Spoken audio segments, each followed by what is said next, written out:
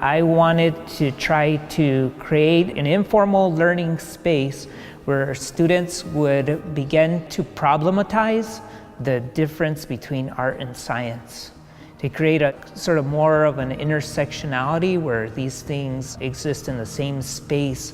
My name is Cristobal Martinez, and I'm a postdoctoral fellow here at Arizona State University.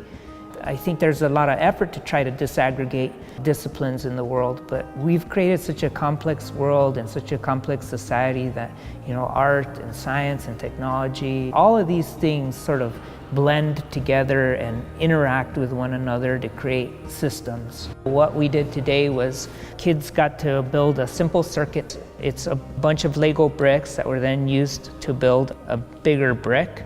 And this is basically an enclosure, and it has an Arduino microcontroller, and it's got 4 knobs, 4 potentiometers at the top. Basically a pitch control.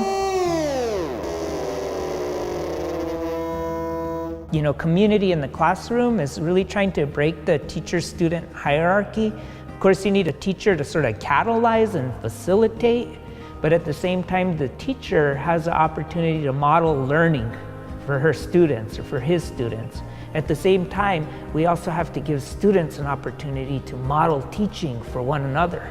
It's when we are not having fun that we're being schooled. It's when we're having fun that we're being educated.